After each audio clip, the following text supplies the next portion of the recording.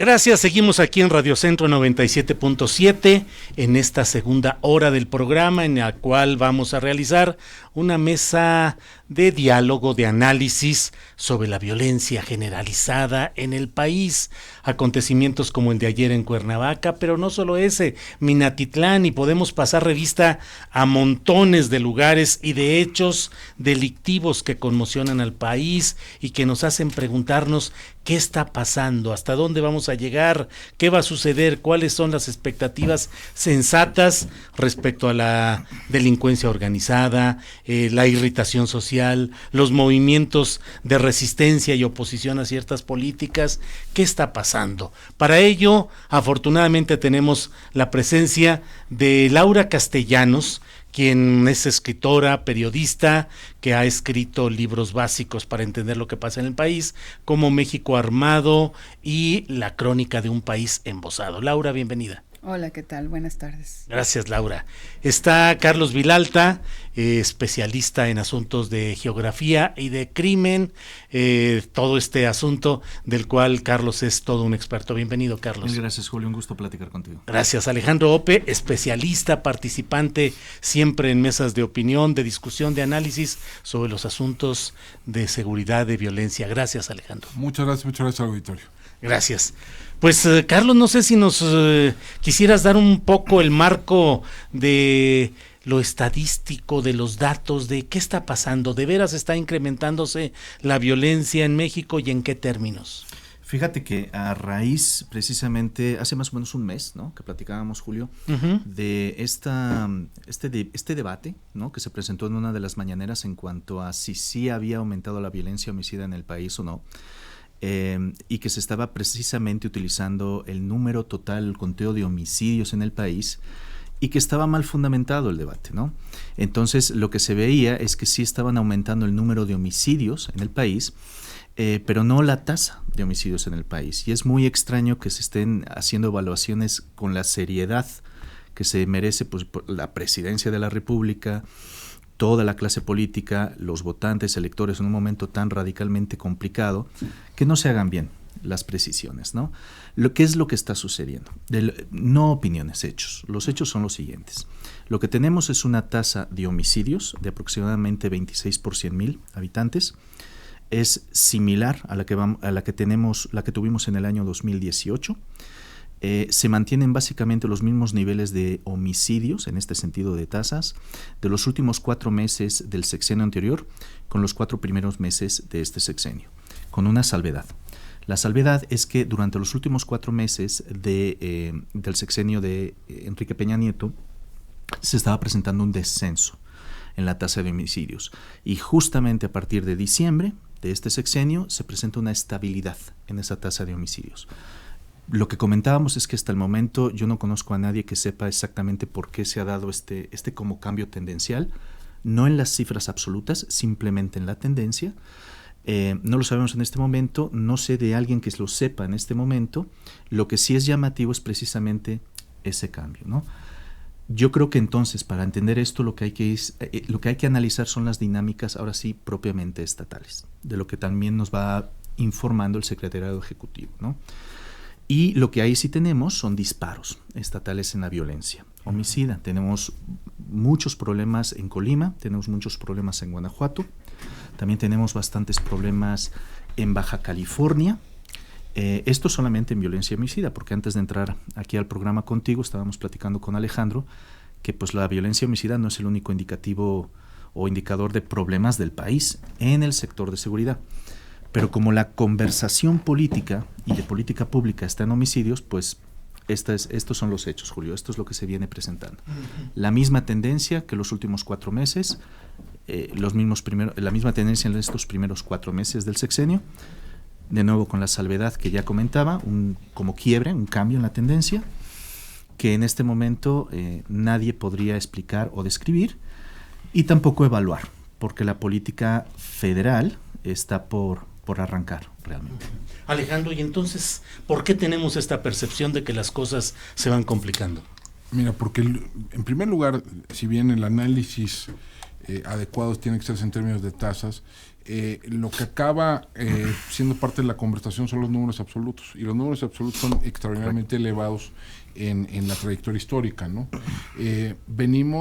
Tuvimos un primer trimestre con algo más de 8.500 víctimas de homicidio doloso. Eso es aproximadamente 9.5% más que el año anterior, y el año anterior fue particularmente violento. A este ritmo vamos a acabar con más o menos entre 36 y 37 mil víctimas de homicidio doloso en el año en el conteo del Secretario Ejecutivo. Solo que déjame hacer una puntualización. El Secretario Ejecutivo del Sistema Nacional de Seguridad Pública, que recoge la información de las procuradurías y de fiscalías del país, tiende a subestimar el número de homicidios con respecto al conteo que hace el INEGI todos los años.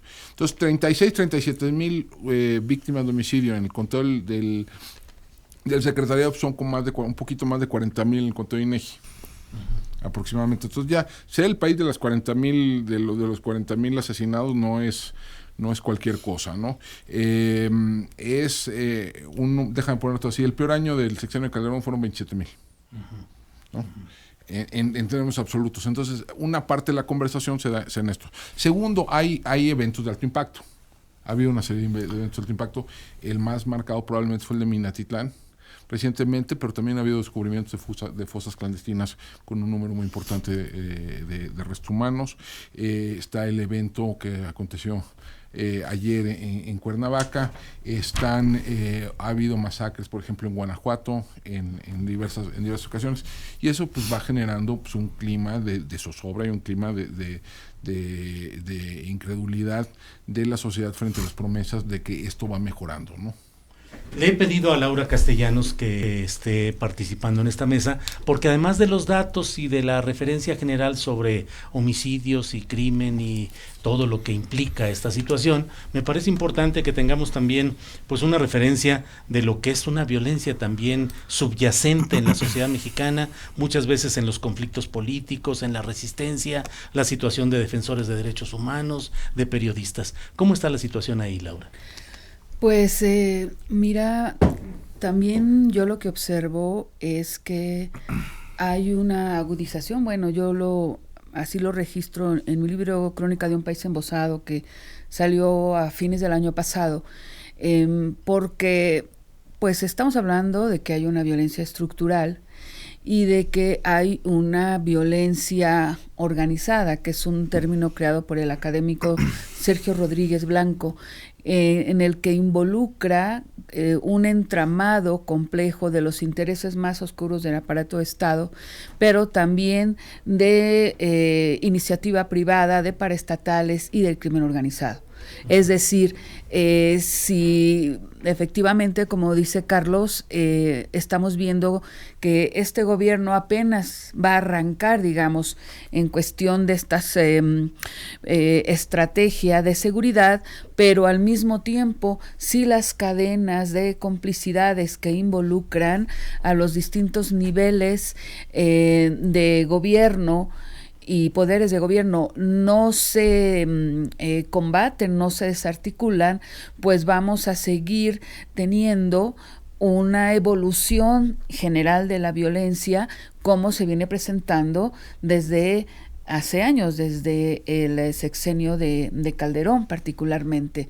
Entonces, si se sigue reproduciendo, y eso lo han alertado organismos internacionales de derechos humanos, estrategias específicamente de seguridad, viéndose como la solución, la militarización, pues sabemos que desafortunadamente la violencia va a seguirse incrementando.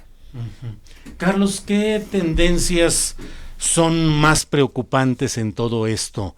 ¿Las estadísticas que tú estás viendo o una preocupación ciudadana de que las políticas de contención de la violencia parecieran no ser las adecuadas? Hay dos variables en juego aquí, ¿no? Efectivamente, la violencia, como se quiera medir, se puede utilizar, si se quiere, los homicidios, o se puede utilizar simplemente la tasa de victimización en general, y bien la sensación de inseguridad, que son dos fenómenos diferentes y, por cierto, no necesariamente correlacionados. Hay países que tienen muchos o bastantes problemas y altos niveles de victimización y no se tiene esta sensación de inseguridad.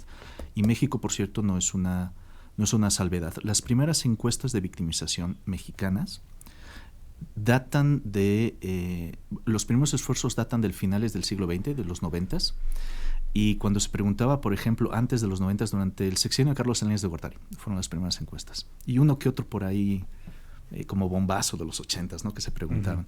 Y fíjate para lo que significa este cambio en la percepción. Cuando se preguntaba, ¿cuál piensa usted que es el mayor problema del país? Pues aparecían lo que se llamaban las variables clásicas, en las que nosotros crecimos, ¿no? Desempleo, economía, ingreso del hogar, etcétera. Y luego se ponía una opción de otro, que es la categoría residual, donde se ponía inseguridad o crimen. La sensación de inseguridad o la sensación de que el crimen nos está rebasando era una percepción en los 80s y en los 90s. No obstante, las tasas de victimización eran inclusive mayores a las de ahora, tanto en el nivel de denuncia como en las tasas de homicidios. Había una percepción de que no estábamos tan mal, no obstante el país sí estaba peor en violencia.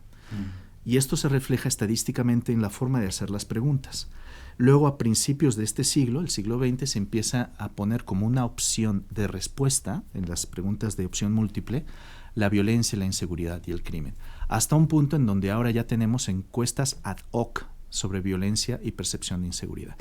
Esto demuestra que ni en el mundo ni en la experiencia mexicana teníamos una correlación entre nivel de violencia y sensación de inseguridad.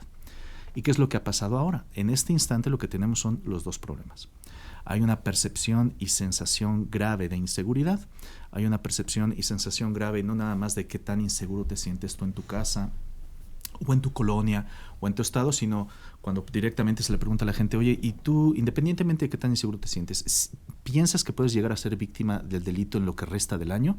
Pues tenemos respuestas de 60 y 70% de personas que dicen, sí, de facto pienso que puedo ser víctima del delito en lo que resta del año. Esas cifras no las teníamos antes, Julio.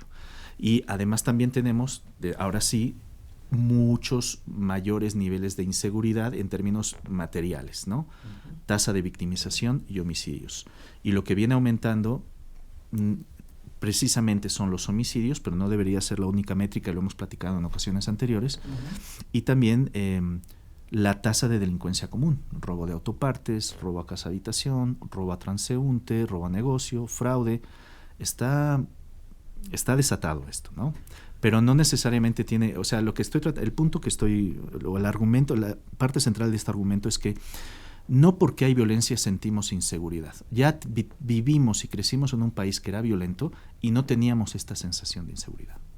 Alejandro Ope, ¿qué está haciendo bien o mal la administración federal entrante en esta materia? Y tenemos expectativas de que realmente se pueda cambiar toda esta situación que estamos viviendo.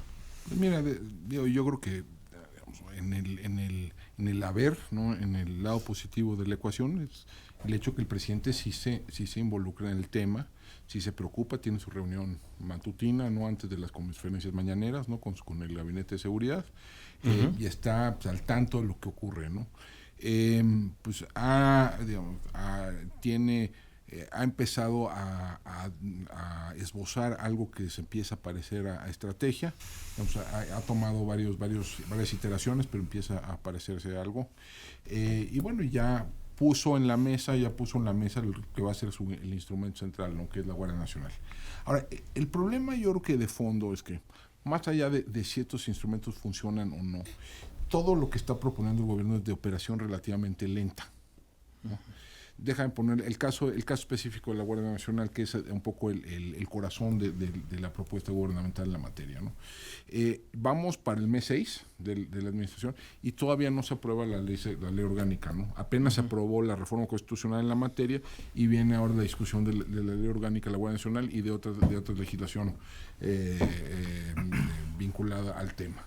Eso supuestamente sucederá en un periodo extraordinario en junio, pero después de eso viene una serie de tareas administrativas que son ineludibles para construir la corporación. De arranque hay que hacer el trasvase de cerca de 43,000 elementos de las Fuerzas Armadas a este nuevo organismo.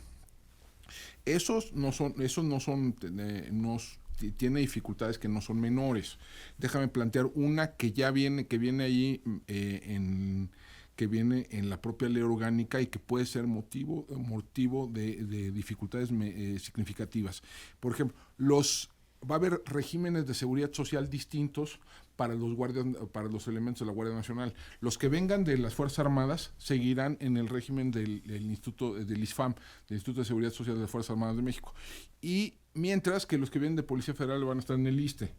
Entonces, y son paquetes de beneficios sociales muy distintos. Entonces, ahí va a haber un problema y se puede venir ahí se puede venir una oleada de amparos, de conflictos laborales, etcétera.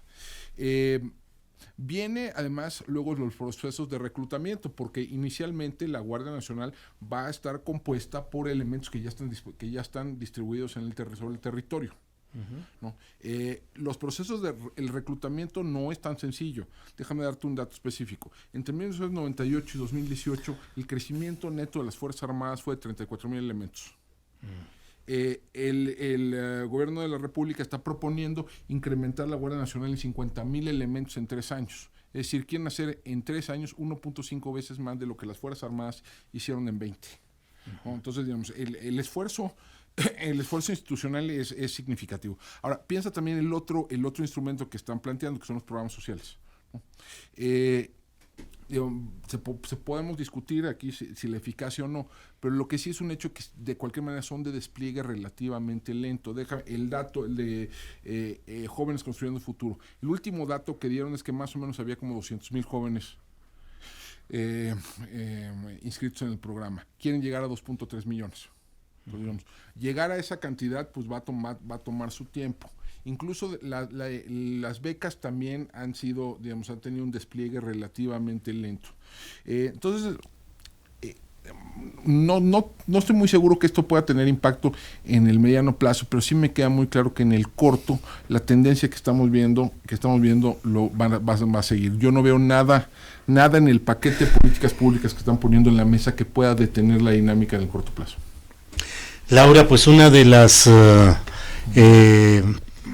situaciones generales del país es la esperanza en un cambio, la esperanza de comunidades, de grupos en que se frene, entre otras cosas, este tipo de violencia. Pero al mismo tiempo se mantiene mucha inquietud en comunidades indígenas en resistencia, en grupos sociales que están inconformes con las políticas que se están planteando. ¿Cómo ves ese escenario? Pues lo veo complejo y lo veo preocupante, porque no solamente en el tema de pueblos indígenas, sino también en el tema de violencia de género. Yo considero que, por ejemplo, en estas políticas públicas de López Obrador, por ejemplo, un dato muy importante de lo que de la violencia, del aumento de la tasa de homicidios que nos está poniendo en esta mesa tiene que ver con el aumento de feminicidios en el país, ¿no? Eso ha aumentado visiblemente y al momento no tenemos una estrategia que frene esos feminicidios, no únicamente a partir de, digamos, políticas públicas que atraviesen, digamos, el accionar de la Secretaría de Gobernación o de las fiscalías, tanto federal como estatales, sino que haya una propuesta de acciones que prevengan y que persigan, que juzguen los delitos de violencia contra niñas y contra mujeres. Eso por un lado. Y por el otro lado, que está muy acompañado con otros tipos de violencias contra las mujeres, pero al mismo tiempo con otra población vulnerable como son los pueblos indígenas, es que se está actuando, se está observando que se puede actuar contra estas poblaciones con total impunidad, ¿no? Es decir, no se ha anunciado tampoco, si no hay una estrategia, menos se está anunciando que pueda haber un presupuesto destinado para el caso de los feminicidios, combatir los feminicidios, investigarlos, pero esta cuestión de la impunidad, el mensaje es, se puede asesinar, se puede desaparecer una mujer sin que suceda absolutamente nada. Y de la misma manera, con políticas que tienen que ver con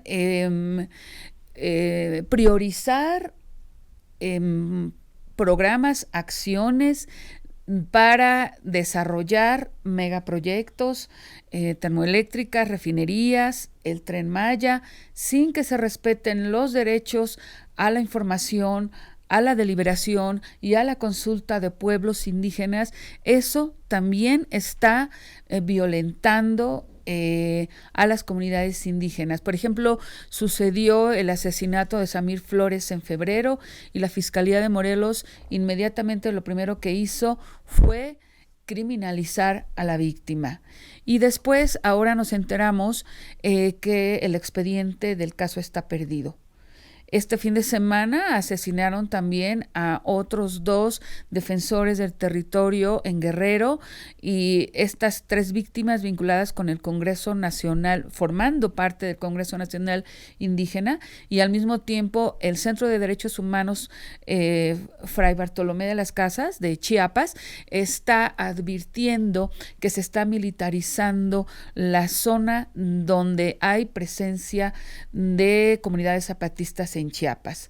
Entonces, yo pienso que es muchísimo más compleja la situación que el observar simplemente un arranque lento, y que el observar simplemente que eso que va a depender la solución de la Guardia Nacional. O sea, sí hay acciones que se están tomando en donde se están observando, por un lado, focos rojos sociales que tengan que ver con resistencias que están confrontando megaproyectos del Estado y del gran capital. Y de eso pues hay estudios que lo que están es advirtiendo que en este momento hay más de 500 conflictos comunitarios en defensa del territorio. Y desafortunadamente la política de López Obrador y de la Cuarta Transformación es seguir adelante concretando esos proyectos, violando los derechos de las comunidades de pueblos originarios. Gracias, Laura. Carlos, violencia institucionalizada, estamos casi condenados a seguir con generaciones de niños y de jóvenes educados en los narcocorridos y en la violencia en la televisión, en los medios, y con una estructura de policías y de que nos llevan a ser casi históricamente una tendencia de violencia. Históricamente no se debe de pensar así. De nuevo, si piensas en términos de la historia de la violencia en el mundo, 2 factores que han impactado muy importantemente en reducir la violencia en el mundo, por ejemplo, desde la Edad Media al presente, estoy hablando de macro tendencias, son precisamente la creación de instituciones judiciales, el fortalecimiento de instituciones judiciales, y un tercero que está dirimiendo conflictos, ¿no? Uno de los problemas aquí es que no hay confianza en esa persona que está dirimiendo los conflictos, y es por eso que mucha gente, cuando estamos hablando no de violencia propiamente organizada, sino desorganizada, como lo que comentábamos, por ejemplo, problemas de violencia intrafamiliar, problemas entre vecinos, problemas, por ejemplo, de propiedad en ejidos, etcétera, pues se resuelve básicamente a la antigüita, ¿no? Digamos, no hay esa confianza en un tercero que pueda dirimir esos problemas, pero en la historia de la humanidad, si lo ves a largo plazo, las tendencias, lo que explica esa reducción en la violencia, porque éramos mucho más violentos en el pasado que actualmente, a largo y a corto plazo, por cierto, es la creación de instituciones judiciales. Otro factor también muy importante es la creación de oportunidades y la mejora en la calidad de vida de la gente. Cuando empiezas a reducir las desigualdades entre las personas y empiezas no nada más a satisfacer las necesidades básicas, sino también a reducir las desigualdades, tú lo que haces es suavizar estos efectos de enojo y estrés y de anomia individual que te hace sentir un joven, por ejemplo, de la periferia de la Ciudad de México, pues yo tengo 15, 16 o 17 años, veo que mis padres están ganando el salario mínimo, vivo en una comunidad que parece sacada de una foto de un libro de Marx, ¿no? De Engels, de la época de la Revolución Industrial, sin esperanza ni nada. ¿Para qué estoy yo en esto, no? Entonces, eso genera anomia y estrés individual y enojo. Entonces la gente también está pues un poco como inquieta, ¿no? Y tiene toda la razón. Yo me pongo en el lugar de este joven y pienso, pues yo con esa edad y no teniendo las oportunidades que afortunadamente tuve, pues también estaría enojado, ¿no? Entonces sí se necesita efectivamente esa judicialización, esas instituciones que garanticen un trato justo y dirimir las controversias, pero también la creación de oportunidades. Y eso viene dentro del plan de López Obrador, del presidente actual, que es básicamente la política social. Dame nada más un minuto también para agregar una cosa que es importante dirimir en este momento. Se dice que la política de seguridad es una y la política social es otra. Y una subrama de la política de seguridad es la política de prevención social del delito. Y dicen, ¿sabes qué? Hay una diferencia entre política social, que básicamente la política social lo que busca son dos cosas: reducir las desigualdades a través de brindar oportunidades y también, reconstruir ese tejido social, ¿no? A través de becas, apoyos, ayudas, nivelar el suelo para todos, ¿no? Y luego lo que está las políticas de prevención social del delito, que lo que buscan también similarmente es reconstruir el tejido social, ¿no? Esa es una falsa dicotomía, porque en realidad la política de prevención social del delito también tiene obviamente un fuerte componente de política social. Por ejemplo, a través de lo que se comentaba hace un momento, política de becas. Lo que se llama también política de empleo. El hecho de que des oportunidades laborales cuando estás arrancando tu carrera profesional, eso es muy importante, y si hay efectos registrados, hay evidencias de que eso sí puede reducir la proclividad de un joven a cometer delitos.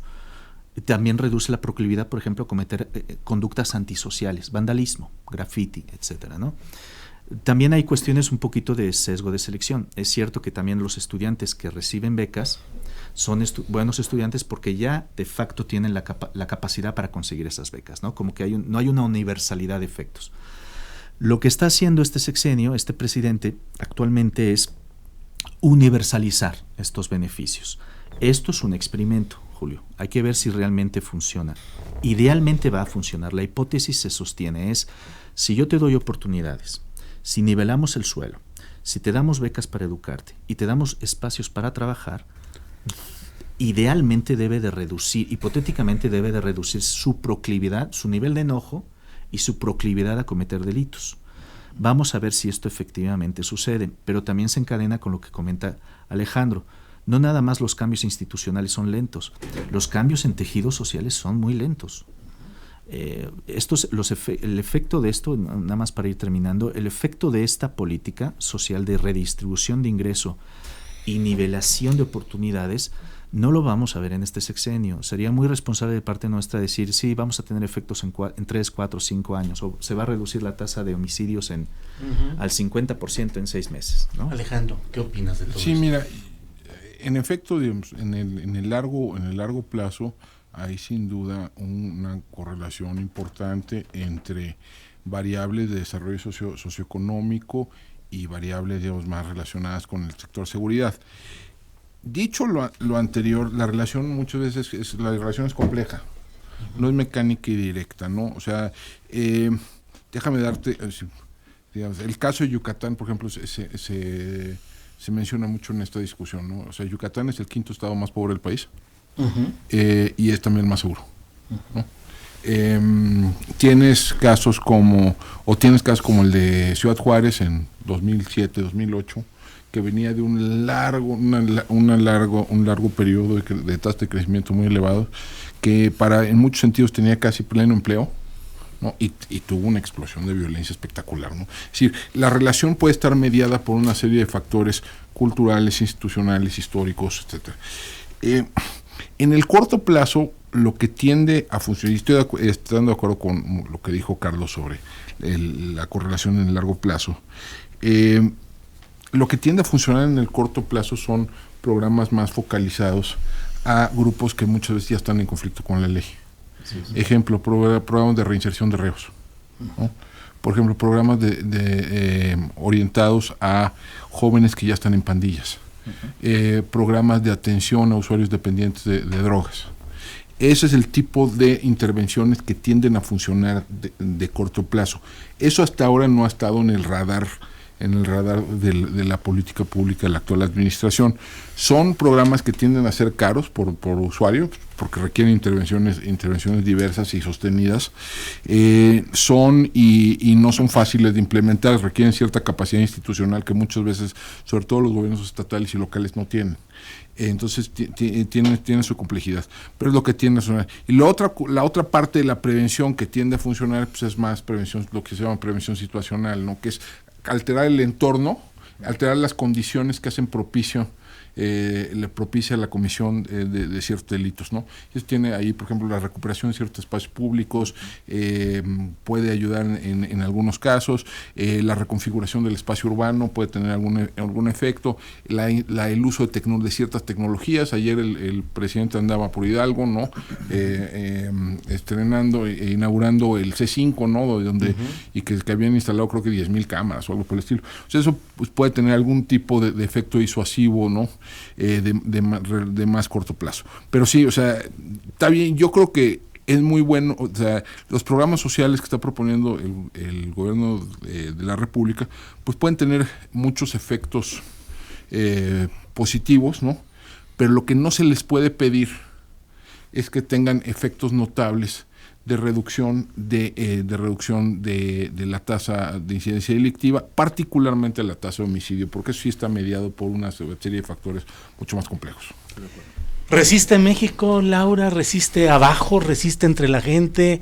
¿Cómo está el ambiente social de los lugares donde la gente está harta, está cansada, ha protestado durante tanto tiempo y no encuentra salida? Sí, mira, a mí me parece importante enfatizar en este punto que yo sí observo que en este gobierno, sobre todo hacia hacia regiones rurales y de pueblos indígenas, sí hay una violencia institucional. Carlos comenta, bueno, es importante que se creen instancias judiciales en donde se puedan dirimir conflictos, pero ¿qué sucede cuando es el mismo Estado el que está despojando, el que está violando la ley y el que está, digamos, también avasallando comunidades con fines, digamos, de desarrollo de megaproyectos o con fines de extractivismo? A mí sí me preocupa que, por ejemplo, en el caso de la minería, López Obrador diga que bueno, ha mostrado cercanas relaciones con empresarios mineros, ¿no? Y que él diga como una solución a lo que se hizo en sexenios anteriores de poner en charola de plata, digamos, parte del territorio para que sea explotado por multinacionales, que ahora se diga como solución, López Obrador diga, ya no se va a dar una concesión minera más. Pero lo que sucede es que en este momento hay 25,000 concesiones mineras, una parte en exploración, y que muchas de ellas se otorgaron sin que se respetara el derecho a la consulta y a la información de comunidades indígenas. Entonces, yo pienso que es ahí donde también tenemos que visibilizar lo que está pasando con esta administración y de qué manera en las poblaciones más vulnerables, que son estos pueblos originarios, se están echando a andar acciones. Por ejemplo, este fin de semana la Red Mexicana de Afectados por la Minería, ellos avisaron que el gobierno de Zacatecas estaba deteniendo a 2 mujeres de una pequeña población por oponerse a la minería y las estaban acusando de secuestro.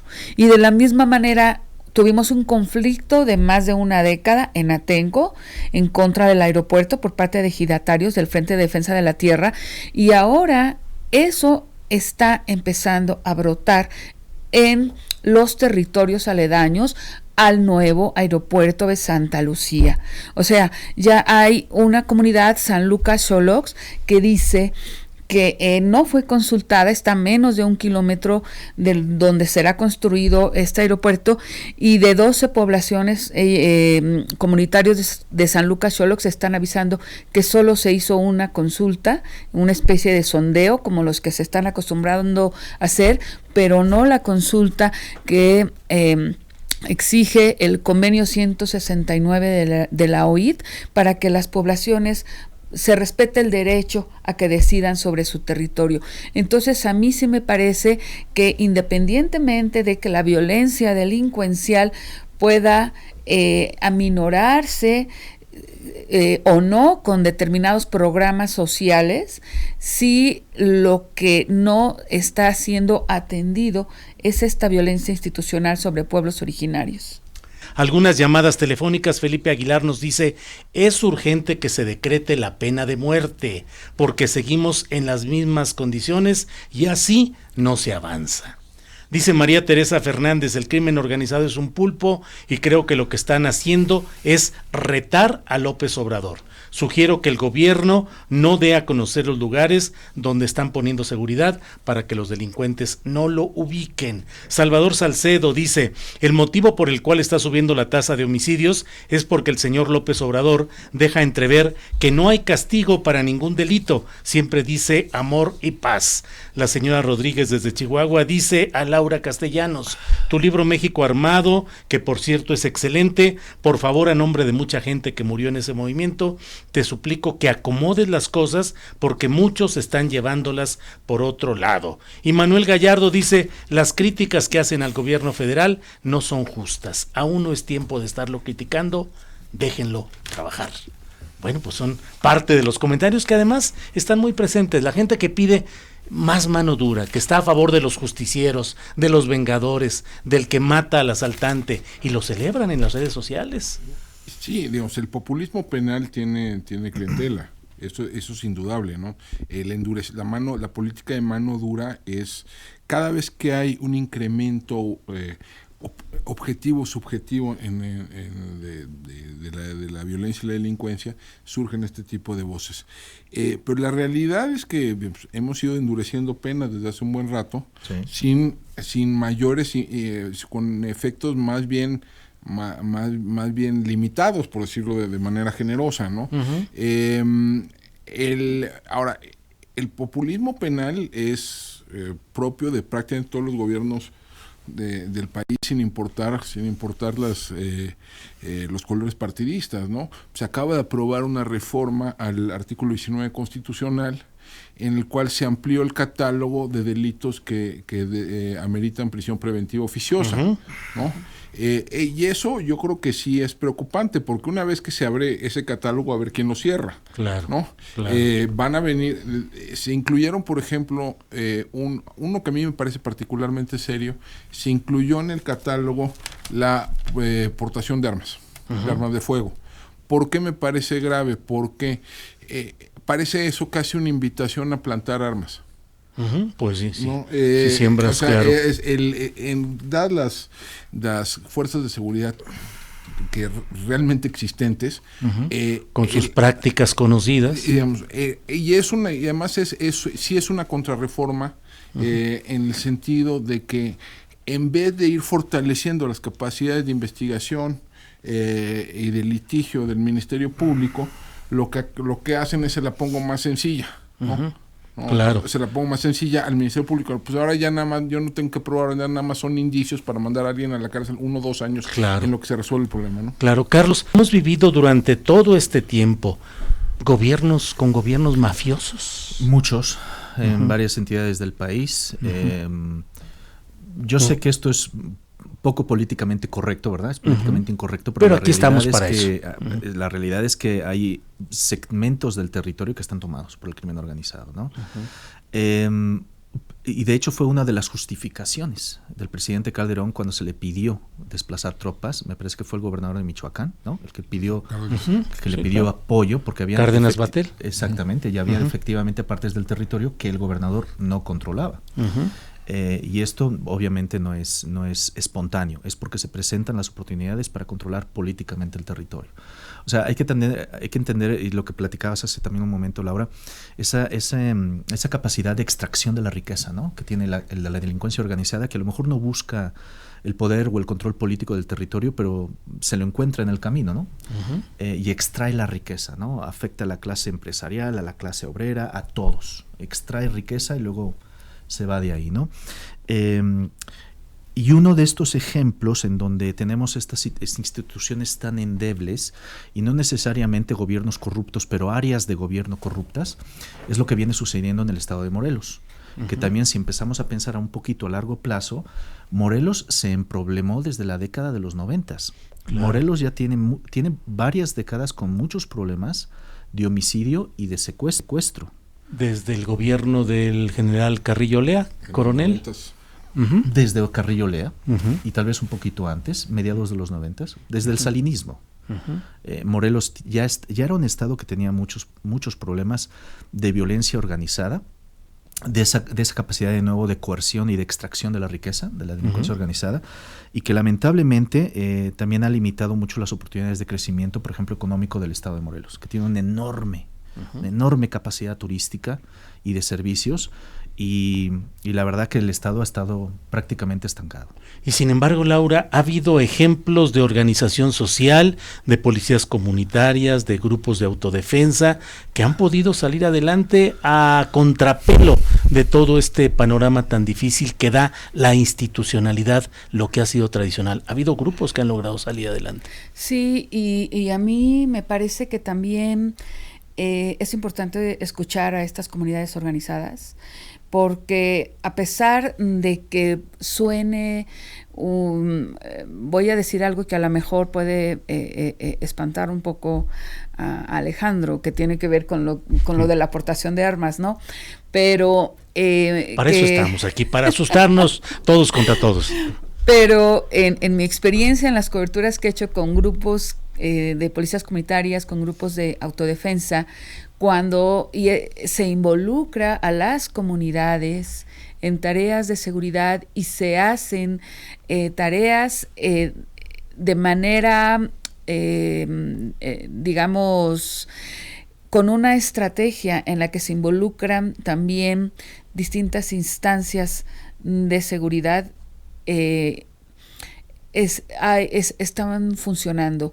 Ahora, por ejemplo, y en el mismo estado de Morelos, en la zona, digamos, cercana a en la zona que está arriba de Yecapistla, toda esta zona, hay grupos de autodefensa, hay policías comunitarias, pero simplemente ahí, como en otras partes del país, están replegados. Esos grupos no van a desaparecer por decreto, digamos, o porque ya esté la Guardia Nacional, porque lo que han constatado es que en muchas ocasiones hay un involucramiento de las Fuerzas Armadas o de las policías municipales y estatales con los diferentes mafias locales. Entonces, a mí se me parece imprescindible que se involucre y que se escuche a estos distintos cuerpos ciudadanos, porque de otra manera creo que se puede ir repitiendo lo que vimos en el sexenio de Peña Nieto. Nos quedan 4 minutitos, 5 minutitos. Les pido que hagamos una reflexión final. Carlos, ¿qué prevés para lo que resta del año? En términos de violencia, me parece que lamentablemente vamos a terminar igual que en 2018, y esto no tiene responsabilidad del gobierno federal. De nuevo, no es ni culpable ni inocente del gobierno federal. Está heredando una inercia muy difícil de limitar, de detener, y su propia política, conforme a como la ha definido, la implementación, lo decía Alejandro y tiene razón, va a ser lenta por naturaleza propia. Entonces, me parece que para poder hacer una evaluación justa tendremos que esperar más tiempo. ¿Más tiempo como cuánto? ¿3 años? Yo creo que serán políticas y lo lamento decir porque hay expectativas altas, pero rebasarán el sexenio. O sea, ¿tú consideras que este sexenio las cosas van a seguir más o menos igual? El escenario más probable es que se mantengan iguales en cuanto la implementación. Tomará tiempo pero soy optimista de que tendrá efectos positivos. Pero optimismo y ilusionismo son cosas diferentes. Alejandro Ope, ¿cuál es tu expectativa? Pues yo ahora sí que optimismo, ¿cómo se llama? Cauteloso. Bueno, de largo plazo sí. O sea, yo creo que este proceso, digamos, de pacificación gradual se va a retomar. Lo que no sé es cuándo. Yo difiero un poco de lo que dijo Carlos. Yo creo que este año vamos a acabar con más o menos 9 a 10% más homicidios que el año pasado. Más que el año pasado. Más que el año pasado. ¿A qué? Pues traes una inercia muy, muy potente.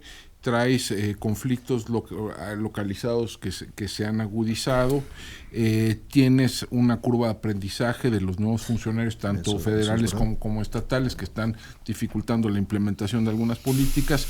Tienes esta incertidumbre que ha generado en las fuerzas federales la creación de la Guardia Nacional. Entonces, pues digo, yo creo que sí esto sí está empujando hacia arriba, no de manera muy acelerada, pero sí está empujando hacia arriba el número de homicidios. Como te dije, mi estimación es que en términos del secretario ejecutivo, del conteo del secretario ejecutivo, vamos a acabar con 37 mil víctimas de homicidio contra 33 mil el año pasado. Laura, ¿cómo ves las perspectivas en el ámbito de movimientos sociales, de resistencia, de violencia? ¿Cómo ves el panorama para este año? Pues yo lo veo, no solo para este año, sino para este sexenio lo veo pesimista. Por un lado, por esta inercia, como dice Alejandro, de aumento de la violencia, pero también porque observo que el gobierno de López Obrador observo que hay un vacío ante las víctimas, tanto de las decenas de miles de casos de desaparición como de asesinatos.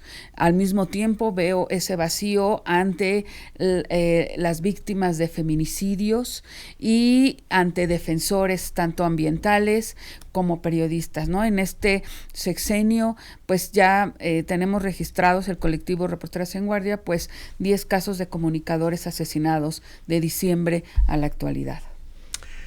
Bueno, pues con estas reflexiones finales agradezco su presencia. Alejandro Ope, analista especializado en políticas de seguridad, fue director de proyectos de seguridad en el Instituto Mexicano para la Competitividad, colaborador en varios medios, actualmente columnista en El Universal. Alejandro, muchas gracias. Muchísimas gracias al auditorio.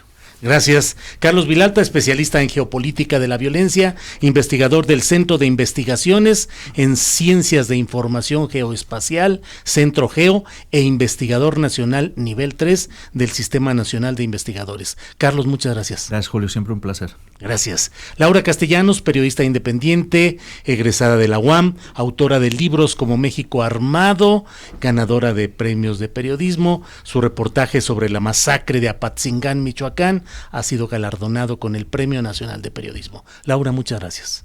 Gracias, y seguiremos desde la izquierda haciendo un periodismo crítico y eso ojalá que lo aquilaten radioescuchas, ¿no? Porque no somos porristas de ningún gobierno. Así es. Creo que es importante la precisión porque luego todo tipo de análisis o de crítica que no va en el sentido que desean los seguidores de una corriente política en específico, suele suceder que se desacredita por razones ideológicas, y lo que hemos hecho aquí es un esfuerzo de análisis con datos, con estadísticas, con opiniones, con estudios, con la experiencia que tienen los tres invitados, a quienes agradezco su presencia hoy: Laura Castellanos, Alejandro Ope y Carlos Vilalta. Gracias a los tres. Gracias, Julio. Bien, hacemos una pausa comercial y regresamos con Carlos